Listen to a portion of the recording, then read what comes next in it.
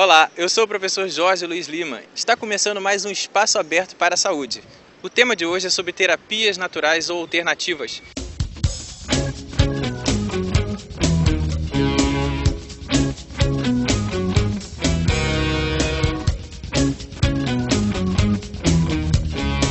Quem nunca ouviu falar em um chazinho recomendado por alguém, ou fez uma massagem para aliviar o estresse, acupuntura, florais, yoga, shiatsu? Então esses são exemplos de terapias naturais ou alternativas. Elas inclusive fazem parte do SUS, você sabia disso? Será que as pessoas entendem disso? Como elas aplicam? Você sabe o que são terapias alternativas? Não. Não. Eu sei algumas coisas. São terapias utilizadas no lugar das tradicionais ou acompanhando as tradicionais. Como a gente viu, terapia complementar ou natural é qualquer forma de tratamento que difere dos meios usados na medicina, comum, tradicional, que as pessoas conhecem no dia a dia, para o tratamento e profilaxia de doenças. Como convidados de hoje nós temos a professora Liliane Belz dos Reis, que é doutoranda em Educação e especialista em acupuntura pela Academia Brasileira de Artes e Ciência Oriental, e o Rogério Pires da Silva, especialista em massagem científica e naturopatia clínica. Ele é também presidente da Associação Brasileira de Massoterapia Clínica, a ABRANC. A Assembleia Legislativa publicou e sancionou, através do governo do Estado do Rio de Janeiro, a Lei número 5.471, de 10 de junho de 2009, a qual implementa a terapia de floral e várias outras terapias complementares na rede pública de saúde do Estado. É importante saber que circula em discussões no meio acadêmico e também no meio popular de que há um lobby da indústria farmacêutica para que essas terapias não vigorem. E enquanto queria primeiro agradecer então a professora Liliane por estar aqui, um prazer tê-los aqui no nosso programa, e para perguntar um pouco sobre a opinião da senhora sobre este lobby, sobre essa corrente, no que diz respeito a se há realmente algum fator contra as terapias complementares, e também que fale um pouco sobre essa terapia, que é utilizada popularmente. Bem, como o próprio nome diz, são terapias complementares. Eu considero que uma não é excludente à outra, elas se complementam e cada uma ela pode ser mais eficiente e eficaz num determinado período. E em outro período, uma complementa a outra. E em relação à legislação, eu considero ela excelente, porque assim ela oportuniza a toda a população ter acesso a esse tipo de terapia. É interessante porque legitima algo que é popular, que a própria população já utiliza fitoterapia, shiatsu, acupuntura e outras terapias que são complementares, mas elas não estavam incluídas no SUS. E através dessa lei estadual, dá uma abertura maior para um reconhecimento também do saber popular. Eu acho que ela não é um saber popular, ela já está solidificada, já está reconhecida, inclusive pela Organização Mundial de Saúde, ela já é recomendada para mais de 40 patologias. Agora, a população, de uma forma geral, ela já recorre à prestação de serviço privada, ela vai para fornecedores que desenvolvem esse tipo de atividade. E ela sendo garantida através de uma legislação, ela vai ter este direito através do sistema público de saúde. Ela tem como usufruir isso de forma mais continuada, digamos assim. O que garante o acesso a essas terapias que, de certa forma, somente um grupo privilegiado poderia ter anteriormente. Exatamente. Agora, a gente traz aqui uma segunda questão, em relação ao nosso mundo contemporâneo. A gente sabe que tem muitas exigências, a vida social, o trabalho. Muitas vezes as pessoas procuram formas alternativas de aliviar o estresse. E a naturopatia, como a gente viu, envolve muitas áreas. A professora Liliane já explicou, E o Rogério ele é especialista em massagem científica e naturopata e pode nos informar um pouco melhor sobre a massagem científica, né? Então eu gostaria de saber, Rogério, se a massagem científica ela é considerada também uma ciência e por quê? Primeiramente, gostaria de agradecer, Jorge, por estar aqui, por dar essa oportunidade. Com relação à massagem, existe uma discordância aí, um equívoco, porque a massoterapia até 1960 ela não era considerada ciência, devido a comprovações de efeito fisiológico. De 1960 para cá, houve uma grande mudança na terapia manual no mundo todo. E aí, tanto a Europa como os Estados Unidos começaram a catalogar efeitos fisiológicos e a comprovação dos supostos efeitos que até 1940 e 50 eles não tinham. O que era dado como placebo em algumas áreas, agora, com relação ao efeito fisiológico e o corpo humano, na sua estrutura, já tem comprovação. Então, a massagem ela não é mais de cunho aberto, holístico ou livre. Ela já tem base propedêutica realmente em saúde. E no caso, assim, eu queria também que tivesse um certo esclarecimento em relação ao shiatsu. É a mesma coisa ou não é? Porque eu acho que as pessoas confundem um pouco. O shiatsu ele não é considerado uma massoterapia. O shiatsu no Japão é considerado uma terapia corporal ou uma terapia até independente. Tá? E houve algumas mudanças do shiatsu dentro da certificação de bodywork nos Estados Unidos, que eles fazem um compêndio de todas as terapias manuais, eles classificaram. O shiatsu ficou agregado aqui na América do Sul como massoterapia. Ou seja, é um estilo de massagem, mas ele não tem a mesma vertente de tratamento que a massoterapia convencional. O shiatsu ele trabalha até questões emocionais. Então, por existir essas diferenças, na classificação original ele não é considerado massagem. É uma terapia independente corporal. Interessante das terapias complementares, né? Uma coisa que, conversando com a professora Liliane, várias vezes a gente já falou sobre isso, é que, na verdade, não é observado a doença somente. Não se trata, através da terapia complementar, né, no caso a medicina tradicional chinesa, né, que a gente mais fala, de uma forma de olhar somente o ponto da doença, né? Nós também observamos de uma forma geral. Eu queria que a senhora falasse um pouco sobre isso, desse ponto de vista assim, holístico, né, desse tratamento complementar. Bem, a medicina tradicional chinesa, ela não consegue enxergar o corpo desvinculado das emoções. Os sistemas orgânicos, eles formam um sistema, que é o corpo humano, que ele agrega o fisiológico, o biológico, o emocional. Então, a medicina tradicional chinesa, ela trabalha principalmente na prevenção. O que ela busca? Ela procura ajudar o organismo a reencontrar o seu equilíbrio.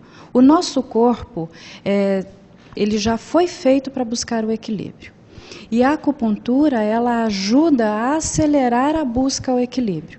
Então, o que a acupuntura, né, particularmente, e algumas outras terapias também, por exemplo, o shiatsu, ela trabalha no sentido de fortalecer esse equilíbrio, ela trabalha na prevenção, ela trabalha em nível energético.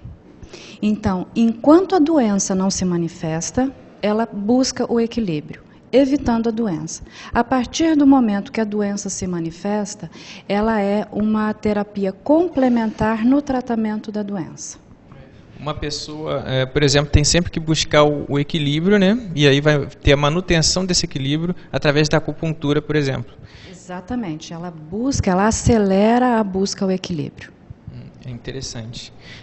A gente tem uma parte do programa que é sobre o que o povo pensa, né? O que as pessoas da rua, os populares querem saber, que eles entendem de terapias alternativas também, como vocês já viram no primeiro bloco. Então, muitas pessoas elas não sabem, ou têm uma noção do que sejam as terapias alternativas, complementares, agora chamadas complementares ou naturais. E temos algumas perguntas, né? Eu gostaria de saber se é verdade se a sementinha de mostarda ajuda a emagrecer. Muito interessante essa pergunta. Semente de mostarda é um meio de estimular pontos de um microsistema, o microsistema auricular. Então, a semente de mostarda é uma das formas utilizadas para estimulação desses pontos.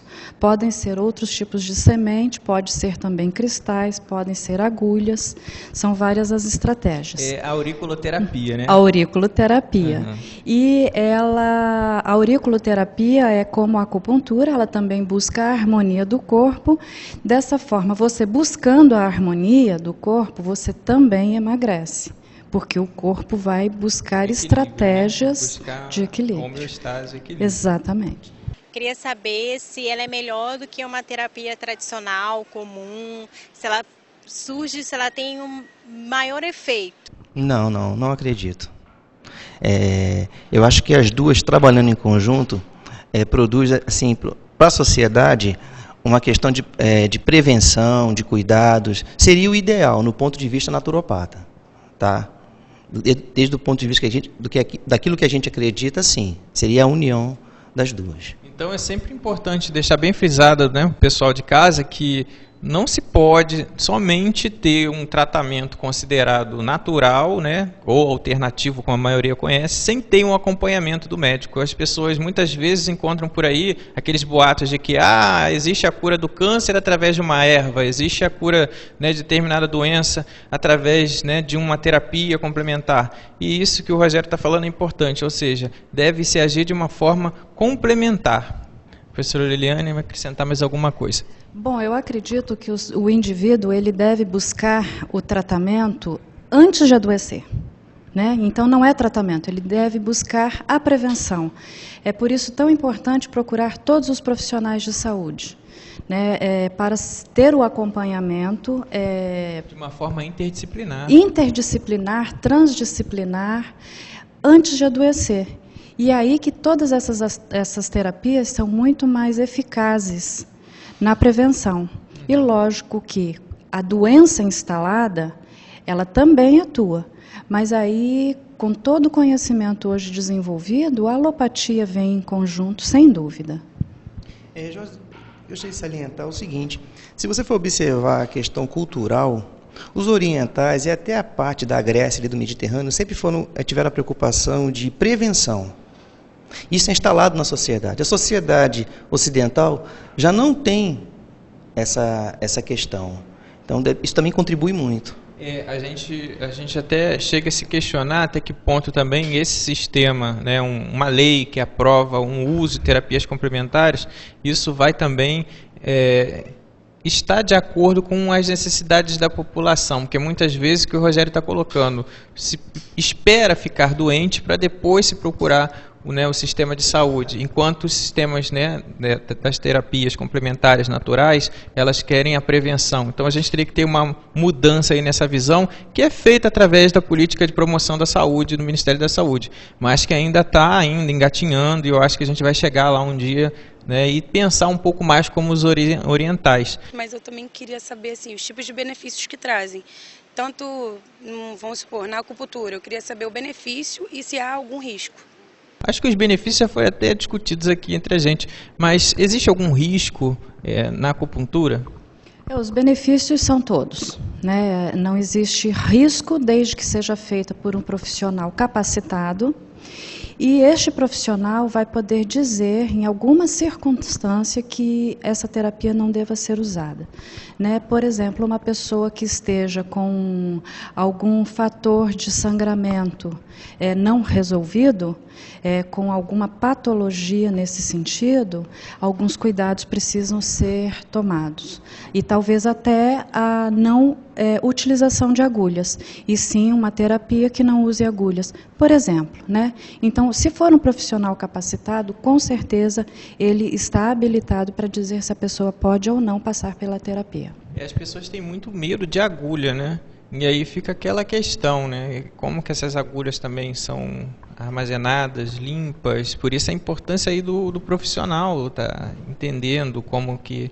A senhora que trabalha com acupuntura, como que é feito, no caso, o armazenamento dessas agulhas? Elas devem ser descartáveis? Como que a pessoa pode ter uma precaução maior fazendo acupuntura?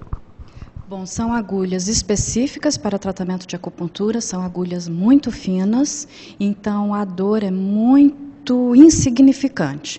E não existe armazenamento, as agulhas são descartáveis. Cada tratamento se utiliza o joguinho de agulhas e são descartadas após o tratamento. Então não existe o armazenamento de um tratamento para o outro.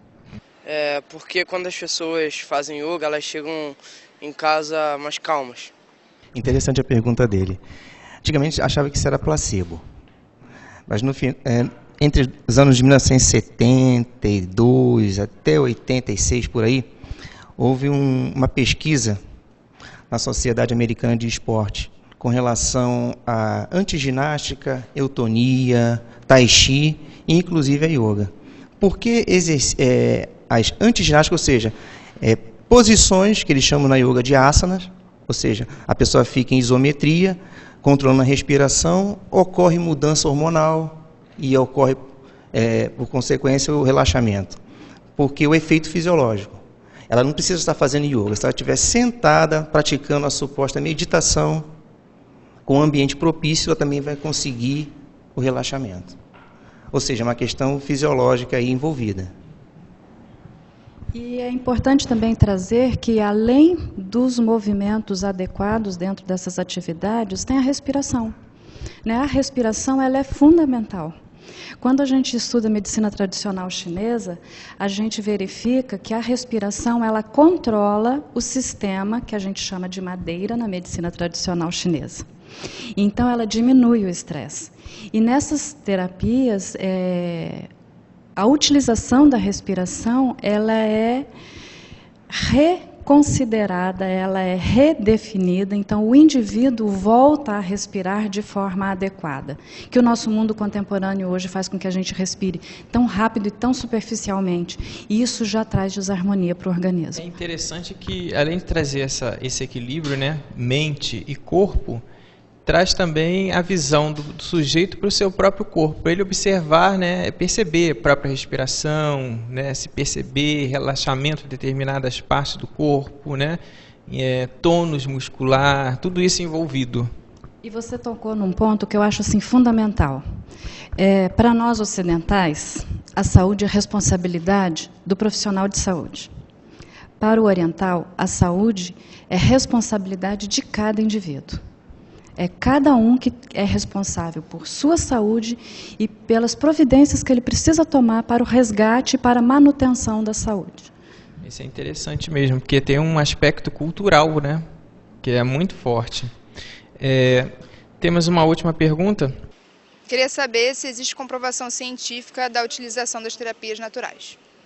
Aí eu acho que vale a pena, né, todos nós comentarmos essa pergunta da Luz. E aí, o que você acha, Rogério? As terapias naturais têm validade científica? Sim, no campo da manipulação, sim. Eu vou ser específico agora com relação à massoterapia e as terapias corporais. Tem. Já tem validade, já. Existem estudos já que tem comprovam estudos de campo, isso. já há umas 4 décadas aí. Inclusive, teve uma grande mudança agora com relação que atinge até a unificação dos shiatsu com a acupuntura, porque observaram que os supostos meridianos estão passando na malha de fáscia. Então, esse último debate foi agora em 2009 nos Estados Unidos e ampliou mais esse conhecimento. Então, já está bem estruturada essa questão científica aí. Em relação à manipulação, agora pegando essa vertente aí da acupuntura, dos acupontos, então, eu estou me referindo aqui, reflexologia, tanto palmar, plantar. Inclusive até lá na clínica lá da Branque você consegue ver isso, né? Porque lá tem um atendimento popular, então você recebe as pessoas e trabalhamos lá com algumas técnicas que mostra resultado, né? Resultados. Você tem percebendo isso. Por enquanto, por evidências ali que nós estamos catalogando ainda para futuros trabalhos científicos. Isso. Já existem vários trabalhos que foram publicados e, como eu comecei falando no nosso encontro, a Organização Mundial de Saúde já reconhece como uma terapia útil, eficiente e eficaz. Queria aproveitar, então, essa oportunidade aqui de nossos convidados para poder falar um pouco também sobre a formação desses profissionais que trabalham com terapias complementares. Como é a formação no Brasil, né, desses terapeutas, né? Bom, eu acho que existem dois tipos de formação, né? A formação em nível de pós-graduação, que é o que eu posso falar um pouquinho mais, são os profissionais que, após a sua graduação, eles procuram as escolas de pós-graduação em estrito sensu, para fazerem um curso de especialização. Aí, independente da sua formação. Então, uma pessoa, por exemplo, somente profissionais da área da saúde poderiam ter essa formação em terapias naturais, no caso, naturopata? Profissionais da área da saúde, que fazem a especialização após o curso de graduação. E, Rogério, como você vê isso? No Brasil não tem realmente formação em nível superior, essas terapias complementares. O que se tem no Brasil, e começou tem uns 10 anos, é a formação de nível técnico, formação técnica. E aí a pessoa tem de 18 a 24 meses, existem escolas formando em shiatsu, massoterapia, e que na grade tem algum complemento de naturopatia, que no caso é a filosofia da terapia ali em si, mas só em nível técnico o Brasil está muito, assim, está começando agora, está engatinhando agora, tem uns 10 anos. Nos países desenvolvidos, no caso, nos países que estão mais avançados nessa linha, como que é a formação deles lá, sabe dizer? Sim, Grã-Bretanha, Estados Unidos, já tem a formação de nível superior, que tem pós-graduação, mestrado, indo até o doutorado, tá junto com as cadeiras de saúde, normalmente. Muitas pessoas também popularmente falam sobre as terapias naturais, que está muito ligado àquela coisa da religiosidade, né? Fica assim com medo de praticar alguma coisa, de fazer alguma coisa, por dizer que isso tem uma relação com religiosidade. Como que vocês veem isso? Bom, eu vejo que existem as pessoas que realmente ligam a religiosidade ao cuidado, né? Mas não é impeditivo que a pessoa lide com isso sem religiosidade. Eu, por exemplo, não ligo isso à religiosidade. Tem um fundamento todo teórico por trás disso, fundamento teórico, fundamento biológico, milenar, que ele teve no início, foi em cima da observação do acerto e do erro, mas com o desenvolvimento das pesquisas científicas. Foram feitas pesquisas científicas e estão comprovados os efeitos, então não tem... pode não ter nada de concepção religiosa, né? E eu acredito que aqui no Brasil a maioria não tem concepção religiosa. Infelizmente algumas pessoas sempre confundem, né? Acha assim, se você está tomando algum chá ou você está fazendo yoga e acha uma coisa estranha, não, isso aí é uma coisa de religião, não quero me envolver com isso, mas não tem nada a ver. A terapia complementar, ela tem um eixo que ele está ali paralelo, não está junto, não se misturam, né? Eu não sei. Pensando um pouquinho sobre isso, acredito até que essa impressão possa vir por causa da palavra meditação. Pode ser que na religião usam muito este termo meditação, que é diferente da meditação da yoga. Acredito que possa ser esse o caminho que tenha gerado essa confusão, essa distorção, alguma coisa assim. Então estivemos aqui hoje com a professora Liliane Belso dos Reis e Rogério Pires, especialistas na área de naturopatia, né, e terapias complementares naturais, e nós vimos que as terapias complementares ou naturais não podem ser vistas ou utilizadas isoladamente no tratamento que a população chama de tradicional e nós chamamos, né, de terapia alopática. Então sempre consulte o especialista e tenha um acompanhamento, né? Não tome chás, faça acupuntura sem ter uma pessoa que seja capacitada, né? Busque sempre o especialista. E esse foi o Espaço Aberto para a Saúde e agradecemos a sua audiência.